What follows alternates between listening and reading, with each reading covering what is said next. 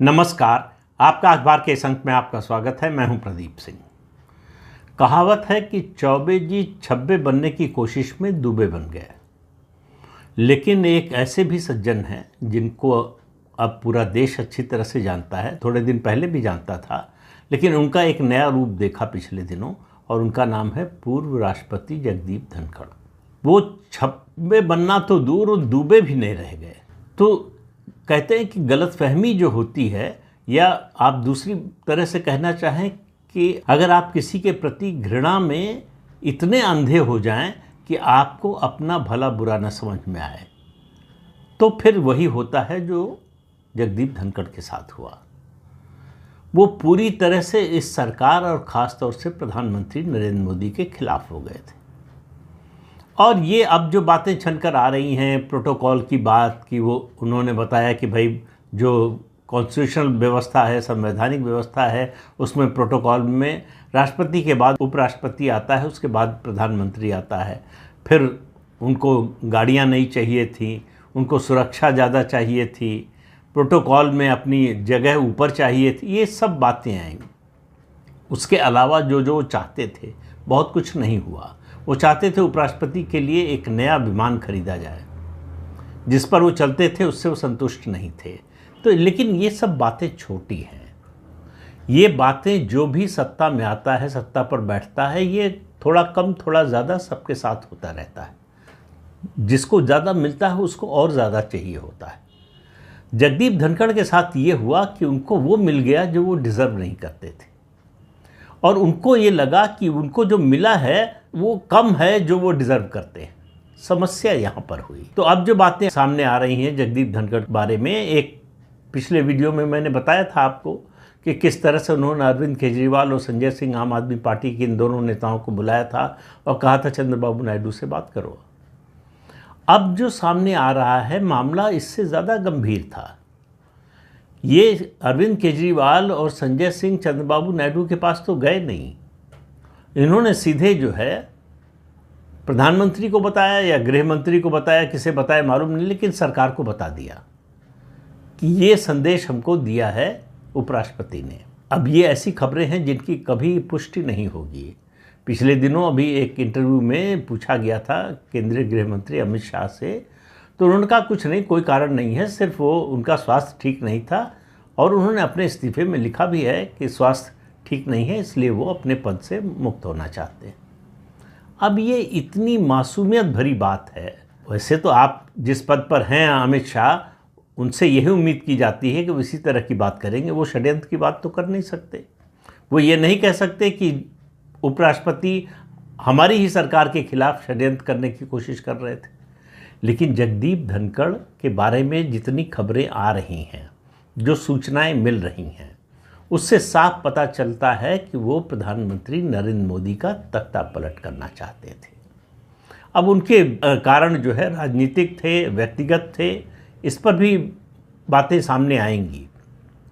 लेकिन मुझे अभी तक जो जितना पता चला है उससे लगता है कि दोनों कारण थे। व्यक्तिगत तो थे ही, खास तौर से उपराष्ट्रपति बनने के बाद से उनकी महत्वाकांक्षा इतनी जाग गई कि उनको लगा कि नरेंद्र मोदी का कद मुझसे छोटा है, और यहीं से समस्या शुरू हुई। तो उनको जब लगा कि प्रधानमंत्री का कद उनसे छोटा है, तो उनको प्रधानमंत्री से ज़्यादा सुविधा, प्रोटोकॉल में बड़ी जगह और तमाम चीज़ें चाहिए थी, जो उनको मिल नहीं रही थी। जो भी उनसे मिलता था उससे कहते थे कि मेरी सुनता कौन है, मेरे कहने से होता क्या है। इसका मतलब है कि वो बहुत कुछ सरकार से कह रहे थे जो सरकार सुन नहीं रही थी, कर नहीं रही थी। तो उनका फ्रस्ट्रेशन लगातार बढ़ता जा रहा था। तो एक बात तो सामने नज़र आ रही है कि वो किसी भी तरह से इस सरकार को अस्थिर करना चाहते थे। उनको लग रहा था कि जो सरकार मेरी बात नहीं सुन रही है, मेरे कहने के मुताबिक नहीं चल रही है, उस सरकार को नहीं रहना चाहिए। ये उनके मन में कहीं बैठ गई थी बात। अब वो कर क्या सकते थे? उनके पास न कोई जनाधार है, न उनका कोई राजनीतिक कद है, न उनकी कोई विश्वसनीयता है जनता के बीच में। उनको जो पद मिला दूसरों की कृपा से मिला।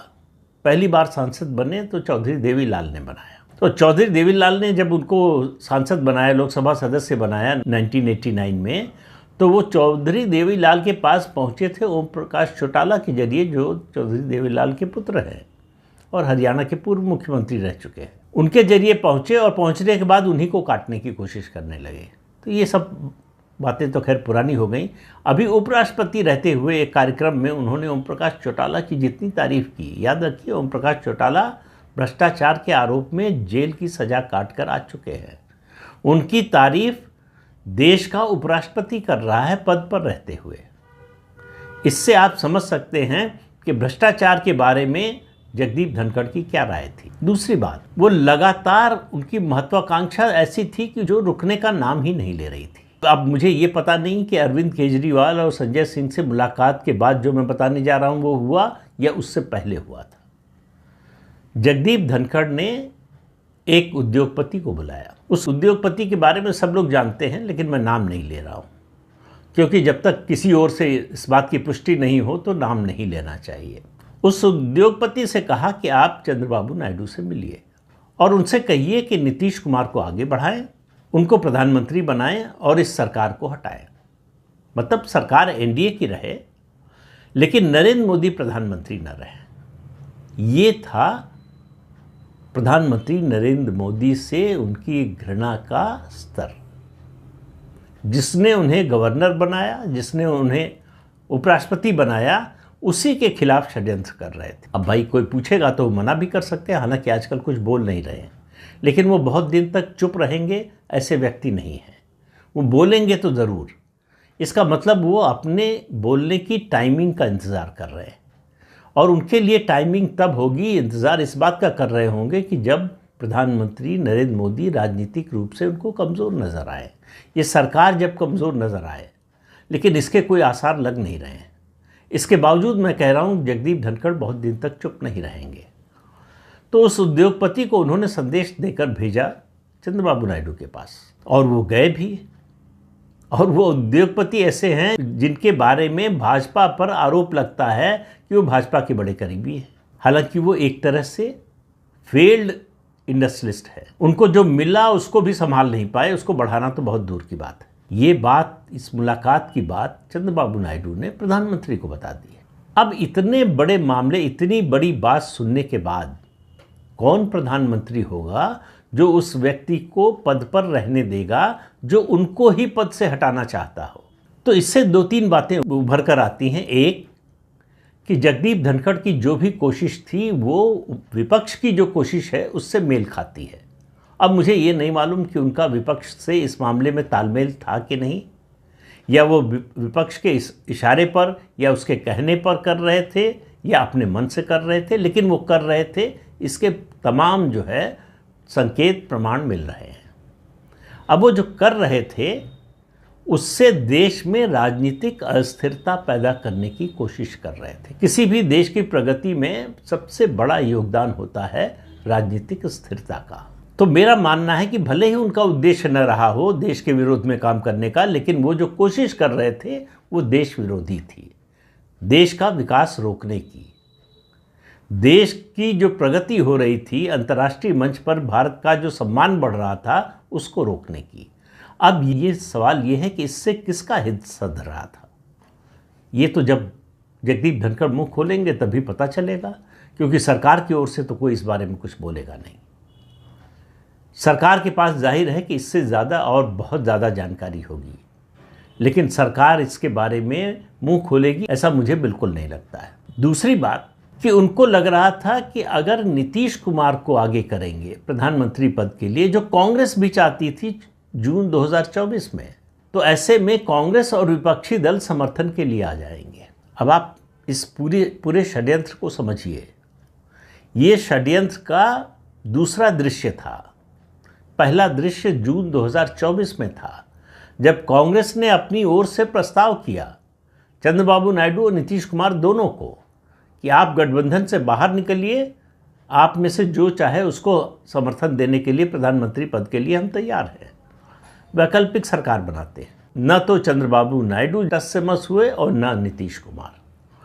तब से लगातार ये कोशिश हो रही है कि किसी तरह से एनडीए के, भाजपा के इन दो सहयोगी दलों को भाजपा से अलग कर दिया जाए, और उनसे अलग तभी किया जा सकता है जब इन दोनों में से जिसकी भी महत्वाकांक्षा हो प्रधानमंत्री बनने की, उसको प्रधानमंत्री का पद ऑफर कर दिया जाए।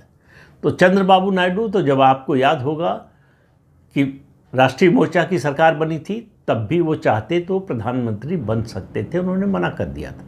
उन्होंने हैदराबाद से बाहर निकलने से मना कर दिया, आंध्र प्रदेश से बाहर निकलने से, तब तक विभाजन नहीं हुआ था आंध्र प्रदेश का। और अब भी उनकी राजनीति अपने प्रदेश तक सीमित है।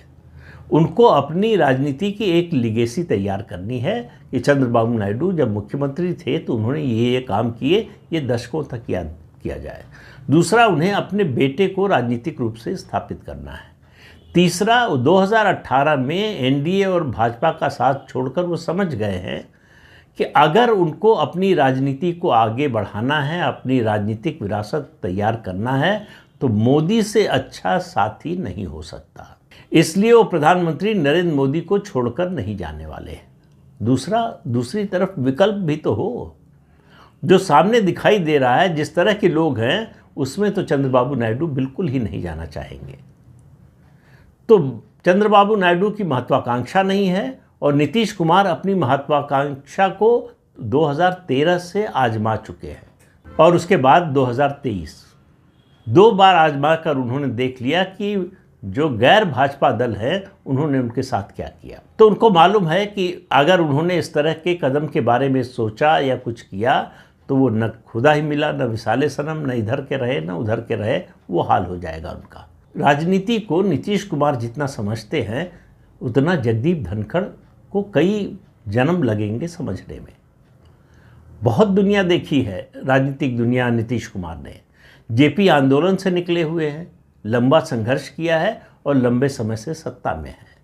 उनको मालूम है कि सत्ता की राजनीति कैसे होती है और महत्वाकांक्षा की राजनीति अगर अति महत्वाकांक्षा में बदल जाए तो वो क्या करवा देती है। 2 बार ठोकर खा चुके हैं। इसलिए नीतीश कुमार एनडीए को या भाजपा को छोड़ देंगे, इसकी कम से कम फिलहाल कोई उम्मीद दिखाई नहीं देती। हालांकि राजनीति में निश्चयात्मक रूप से कुछ भी कहना कठिन है, कुछ भी भविष्यवाणी नहीं करना चाहिए, लेकिन जो भी अनुमान लगाया जाता है वो वर्तमान संदर्भ में, वर्तमान परिस्थितियों के आधार पर, उसके आधार पर स्पष्ट दिखाई दे रहा है कि वो एनडीए और बीजेपी और प्रधानमंत्री नरेंद्र मोदी का साथ नहीं छोड़ने वाले। इस उद्योगपति को अब जिस तरह की परिस्थितियों का सामना करना पड़ेगा या उसकी जो शुरुआत हो चुकी है, उसके लिए उसको जीवन भर पछतावा रहेगा। एक और उद्योगपति जो भाजपा के करीब माने जाते, अब भी माने जाते हैं, उनका एक किस्सा है 2014 का। मुझे याद नहीं कि पहले आपको सुनाया था कि नहीं। 2014 में जब सरकार बनी, प्रधानमंत्री बने नरेंद्र मोदी, तो वो मिलने आए प्रधानमंत्री से और एक फोल्डर लेकर आए कि ये सुझाव है मेरे, सरकार को ये कदम उठाना चाहिए। प्रधानमंत्री ने कहा कि ज़रा अमित शाह से मिल लीजिए। उस समय अमित शाह पार्टी के राष्ट्रीय अध्यक्ष थे। वो उनसे मिलने गए, उनको दिया वो फोल्डर, ले लिया उन्होंने। ये इंतज़ार करते रहे 10 दिन, 15 दिन, 1 महीना, 1.5 महीना, 2 महीना हो गया, कुछ नहीं हुआ। तो फिर आए दिल्ली अमित शाह से मिलने और कहा कि मैं पिछली बार आया था तो आपको एक फ़ोल्डर दिया था। तो उन्होंने कहा हाँ, मैंने उसे कूड़े में फेंक दिया। तो उनको बहुत बड़ा झटका लगा। तो समझ गए अमित शाह कि इनको क्यों झटका लगा है, ये कहना क्या चाहते हैं। उन्होंने कहा देखो भाई, सरकार चलाने का जनादेश जनता ने हमको दिया है, यानी भारतीय जनता पार्टी को, तो हमें सरकार चलाने दीजिए, आप अपना धंधा चलाइए। इस पर बात खत्म हो गई। संदेश साफ था कि ये बताने की कोशिश मत करो कि हम सरकार कैसे चलाएं। भले ही हमारे करीबी माने जाते हो, भले ही हमारे करीबी हो। तो अब ये दूसरे सज्जन आए, इनको तो इससे बड़ा झटका लगने वाला है। पहले वाले उद्योगपति तो बिल्कुल जमे जमाए हैं, बड़ी ताकत है, उनकी बड़ी औद्योगिक ताकत है और लगातार विकास कर रहे हैं। लेकिन ये दूसरे वाले जो हैं, ये 3 में न 13 में कोई काम, कोई प्रोजेक्ट इनका सफल नहीं हुआ। अब मैं इससे ज़्यादा अगर बताऊंगा तो आप समझ जाएंगे कि किसके बारे में बात कर रहा हूँ। क्योंकि मैं नाम बताना नहीं चाहता, इससे ज़्यादा और बताना नहीं चाहता, वरना इनके बारे में अगर आपको बताना शुरू करें तो पता चलेगा आपको कि इनकी स्थिति क्या है और इनकी वजह से भारतीय जनता पार्टी ने क्या झेला है। अब आप देखिए, ऐसा व्यक्ति है, वो चला गया चंद्रबाबू नायडू के पास नरेंद्र मोदी को प्रधानमंत्री पद से हटवाने के षड्यंत्र में शामिल होने के लिए।